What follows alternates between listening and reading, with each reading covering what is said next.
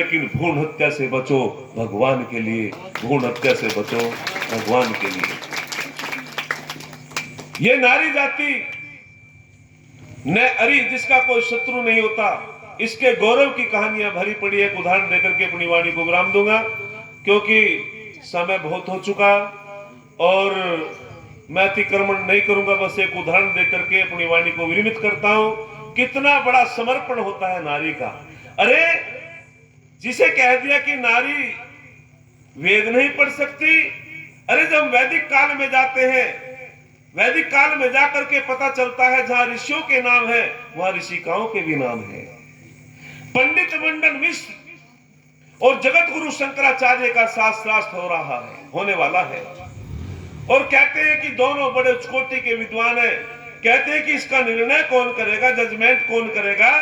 तो पंडित मंडन मिश्र की पत्नी भारती देवी, वो कहती है कि तुम्हें भारती देवी दिखाई नहीं दे रही? अब दो वकील यदि लड़ेंगे, उनका जजमेंट कौन करता है? जज। अब आप अंदाजा करो कितनी बड़ी विदुषी थी भारती देवी, जो दोनों का निर्णय करने वाली है। जब शास्त्रार्थ चला, दोनों में शर्त लगी कि जो पराजित होगा वो उसका शिष्य, जो जीत जाएगा वो उसका गुरु। वो पराजित हो गए। पंडित मंडन मिश्र के एक दिन तक शास्त्रार्थ चलता रहा। जगत गुरु शंकराचार्य ने कहा, ठीक है भाई, जो शर्त लगी थी और आप पराजित हो गए और मैं इस शर्त को जीत गया।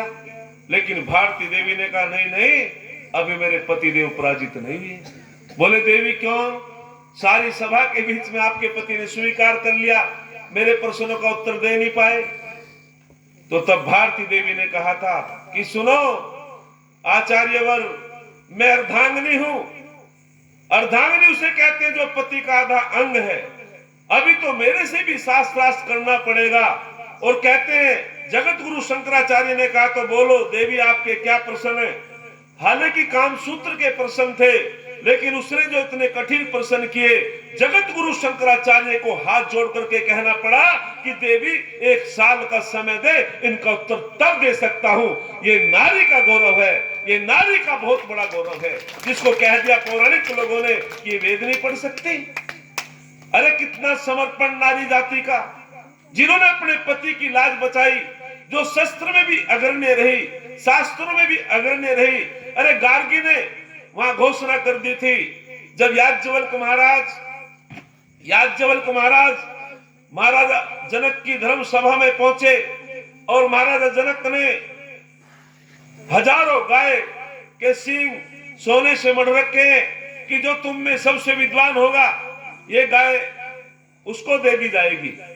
सब एक दूसरे का मुंह तकते रहे।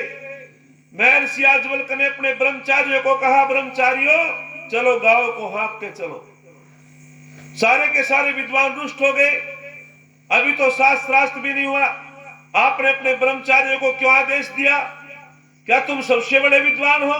महर्षि याज्ञवल्क्य ने कहा, नहीं भैया, मैं इस बात को नहीं कह रहा मैं सबसे बड़ा विद्वान हूं, लेकिन मुझे इन गौओं की आवश्यकता है, ब्रह्मचारियों के लिए दूध की आवश्यकता है, मैं तो इसलिए आदेश कर दिया। लेकिन वहां गार्गी खड़ी हुई और गार्गी ने की, सुनो, पहले मेरे प्रश्नों का उत्तर देना पड़ेगा।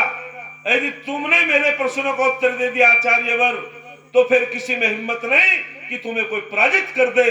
3 प्रश्न किए थे, उन 3 प्रश्नों का उत्तर महर्षि याज्ञवल्क्य ने दे दिया और फिर कह दिया था गार्गी ने कि अब महर्षि याज्ञवल्क्य को इस दुनिया के अंदर कोई पराजित नहीं कर सकता। वो महर्षि याज्ञवल्क्य जिसने ब्राह्मण ग्रंथ की रचना की थी और उसमें वैज्ञानिक व्याख्या की है यज्ञों की, ऐसे महर्षि याज्ञवल्क्य के बारे में गार्गी देवी कहती है कि निश्चित रूपेण इस ब्रह्मवेत्ता को अब कोई पराजित नहीं कर सकता। तो पता चला महर्षि याज्ञवल्क्य के बाद में यदि किसी का नाम आता है विदुषी संसार के अंदर, तो विदुषियों में गार्गी का नाम आता है। जो लोग कहते हैं वेद नहीं पढ़ सकती, जो लोग कहते हैं यज्ञ नहीं कर सकती, इस प्रकार के उदाहरण पढ़ने की जरूरत है। यदि हम इतिहास नहीं पढ़ेंगे, यदि हम अपने जो है चिंतन नहीं करेंगे, निश्चित रूपेण हम कभी भी अपने गौरव को नहीं पहचान सकेंगे। तो अधिक न बोलते हुए आप लोगों का मैं धन्यवाद करता हूं। आपने दच्चित होकर के सुना। किसी ने बहुत सुंदर कहा है, अरे सच तो यह है नारी की महिमा दुनिया जानने पाई है। अरे सच तो यह है, नारी की महिमा दुनिया जानने पाई है। ये मंदिर में मीरा है, रण क्षेत्र में दुर्गाबाई है, विद्या के क्षेत्र में गार्गी देवी है, जिसकी कथा निराली है। इस नारी के कारण ही तो ये धरती गौरवशाली है। इस नारी के कारण ही तो ये धरती गौरवशाली है।